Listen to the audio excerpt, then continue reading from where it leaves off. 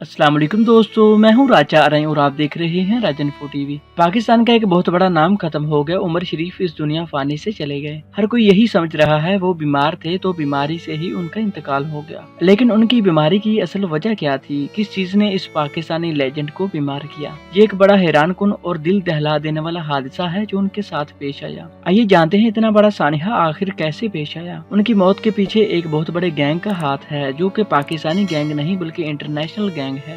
Pakistani news channels पे 18 फरवरी 2020 को खबर आती है कि उमर शरीफ की बेटी हिरा उमर का इंतकाल हो गया है। आप ये सोच रहे होंगे उनकी बेटी का इंतकाल हो गया, इसी सदमे से उमर शरीफ का इंतकाल हुआ। नहीं, बिल्कुल भी ऐसा नहीं। उनकी बेटी का कत्ल हुआ और उसके कत्ल में वो इंटरनेशनल गैंग मुलव्वस था। बहरिया टाउन में एक प्राइवेट क्लिनिक है और वो क्लिनिक डॉक्टर फवाद मुमताज का है। उस क्लिनिक पे पुलिस छापा मारती है। पुलिस वहाँ पे देखती है कि सारा साजो सामान पड़ा हुआ है, अमला भी है, लेकिन फवाद वहाँ मौजूद नहीं होते। डॉक्टर फवाद को पुलिस ढूंढने की कोशिश करती है, मगर डॉक्टर फवाद कहीं से भी नहीं मिलता। फिर उसका क्रिमिनल रिकॉर्ड निकाला जाता है तो पता चलता है डॉक्टर फवाद गैर कानूनी तौर पे इंसानी जिस्म के अज़ा की खरीदो फरोख्त और स्मगलिंग करने में इंतहाई मुलव्वस है।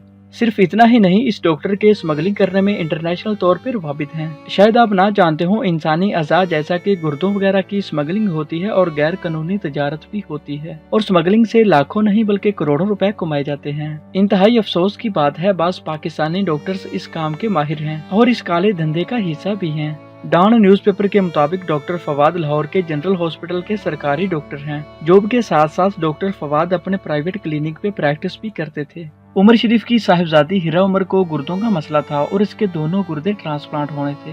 किसी ने उनको बताया कि गुर्दे ट्रांसप्लांट करने में डॉक्टर फवाद एक माहिर डॉक्टर हैं। शायद आप ना जानते हो, गुर्दे ट्रांसप्लांट करने में सालों लग जाते हैं, यानी कि इंसानी जिस्म के अज़ा आसानी से नहीं मिलते और ना ही फौरी तब्दील हो सकते हैं।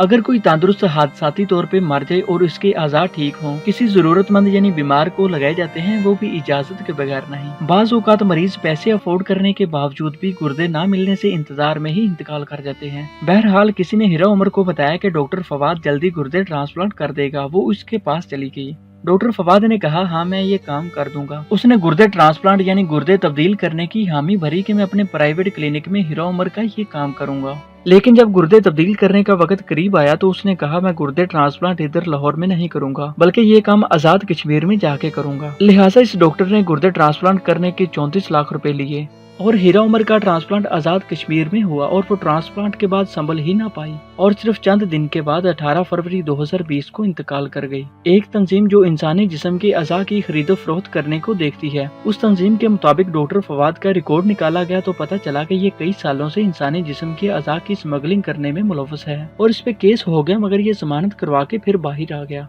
आप ये सोच रहे हो कि उमर शरीफ की बेटी के ट्रांसप्लांट के वक्त उमर शरीफ कहाँ थे? वो अपने शोज करने के लिए 3 माह के दौरे पर अमेरिका गए हुए थे और उनके बेटे जवाद उमर ने अपने वालिद को बताए बगैर हिरा का ट्रांसप्लांट ऑपरेशन करवाया कि उन्हें परेशान करना मुनासिब नहीं। 2018 में भी इस डॉक्टर पे केस हुआ कि इसने फैसलाबाद में एक आदमी को बेहोश करके गैर कानूनी तौर पे उसका एक गुर्दा निकाल के बेच दिया। लोगों का ये एक बिजनेस है, ये बहुत बड़ा माफिया है और ये माफिया लोगों को अगवा करके उनके जिस्मानी अज़ा निकाल के महंगे दामों बेचता है, जिसमें और भी डॉक्टर्स मुलव्वस होते हैं। लेबनान, मिस्र, ईरान वगैरह से लोगों को अपने क्लिनिक पे बुला के ये उनके गुर्दे ट्रांसप्लांट करता था। यानी ये आदमी इंटरनेशनल तौर पे कनेक्टेड था। इदारे इसके साथ मिले हुए हैं, गिरफ्तारी से पहले ही इसकी जमानत हो जाती थी। ये तो इस रियासत के इदारों का हाल है। सिर्फ इतना ही नहीं, जमानत मिलने के बाद ये उसी सरकारी हॉस्पिटल में फिर से जॉब करने लग जाता था। अफसोस इस बात का कि किसी इदारे को भी नजर नहीं आया। काले धंधे में मुलव्वस आदमी को जेल हो जाती थी, जमानत करवा के फिर वो अपनी नौकरी पर बैठ जाता था। हिरा उमर के साथ ये वाक़या होने के बाद उस डॉक्टर पे फिर से केस हुआ। उसे पकड़ने की कोशिश की गई मगर वो फरार हो गया। उमर शरीफ को इस बात का पता ही तब चला जब उनकी बेटी हिरा उमर का इंतकाल हुआ और वो इस गमो सदमे को बर्दाश्त नहीं कर पाए और इस इतने बड़े सदमे ने उनकी बेटी की वफात के बाद उनको उठने नहीं दिया। वो बीमार हो गए, उन्हें भी गुर्दों का मर्ज लाहिक हो गया। उनकी सेहत मजीद बिगड़ती गई और पाकिस्तान में उनका इलाज मुमकिन नहीं था। वो दिल के आर्जा में भी मुब्तला थे। उनके दिल का ऑपरेशन होना था। पाकिस्तान में दिल की सिर्फ ओपन सर्जरी करना ही मुमकिन थी, जो उनके लिए बहुत ज्यादा रिस्की थी। उमर शरीफ कराची के प्राइवेट हॉस्पिटल में एडमिट थे और डॉक्टर्स ने उनका इलाज अमेरिका से करवाने की तजवीज दी। 10 सितंबर को ARY न्यूज के एंकर वसीम बादामी ने उमर शरीफ के वीडियो पैगाम को अपनी इंस्टाग्राम स्टोरी में ऐड किया और उस वीडियो को ARY न्यूज पर भी चलाया गया।